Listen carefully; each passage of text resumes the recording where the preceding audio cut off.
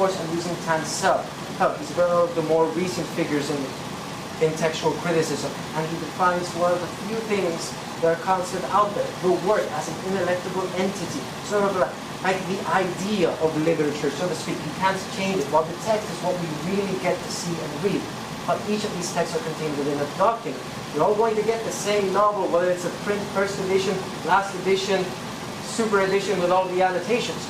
But the text is the same, but each of these documents changes it just little by little. And when you change it from one medium to another, it's enough to actually change the text.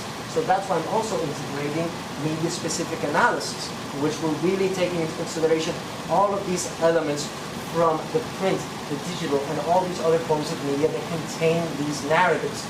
I'm mostly using the idea of media-specific analysis because there's no particular model.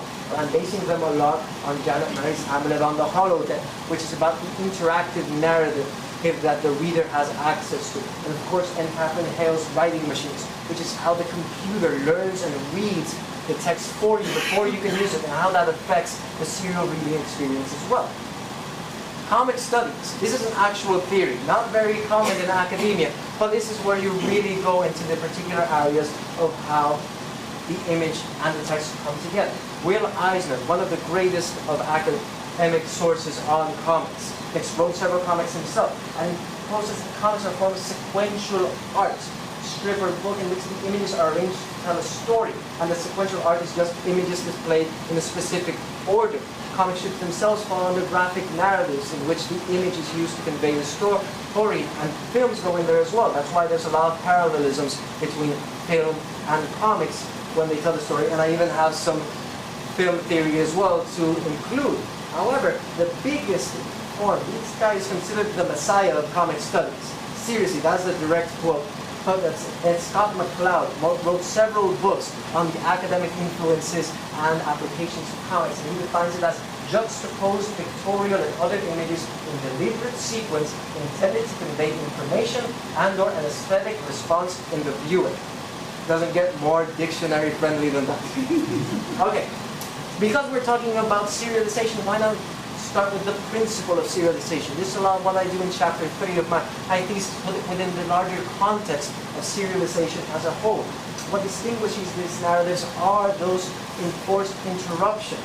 It can be a knock-knock joke. It's until you say who's there, I'm not telling you the rest of the story. A lot of people here have read the Harry Potter series. These are basically the most contemporary serials that a large number of readers have access to. You know that the first book and the last book are completely different in style, tone, even content. There was like 300 more pages between one book and the other. So there's a lot of things that go into a serialized narrative. Let's start with the very beginning. And the basic premise of serialization can be seen in Sherazadeh's 1001 Nights, which is basically how one woman keeps telling different stories as the nights go on to save her life from a bloodthirsty king. Hey, while it's not published serially, the narrative production is done in a serial format. And it's not that it's one story told over the 1,000 nights. It's different stories, and even some of those stories take a long time. Aladdin took like 2 months to tell. So there's a lot of things going on there. And then, of course, during the 18th century, they decided to take books that aren't serials and basically publish them as they were. Paradise Lost was already divided by books. The Bible, they were just publishing out there in small groups because there were people that wanted to read but couldn't afford the whole book. And that allowed the market to be created for the Victorian novel. And you're going to get a lot of Victorian writers like Charles Dickens are going to publish them through literary magazines, but these are done through a contract. You have a specific amount of content that you have to put X amount of pages every single time. You're going to get sometimes they're going to stretch it out. Sometimes they really need to push things together because you can't go beyond the contract. If you suddenly realize I need 3 more chapters to properly tell this story, you can't.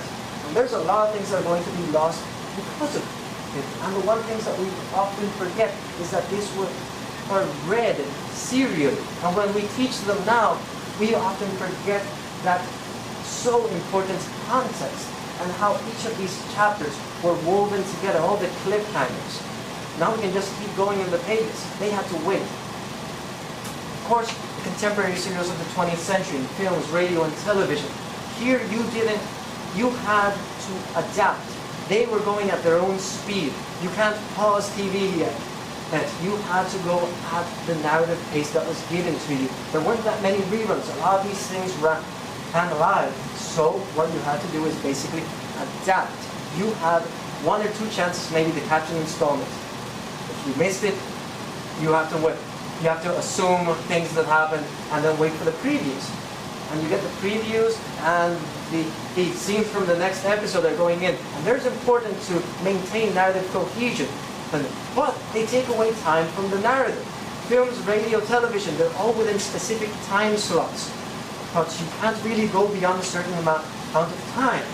When you read it in not the serial format, like in the compilation DVDs, you really don't need those previews. You just skip over them all the time. They're not necessary once the serial factor is taken out of consideration.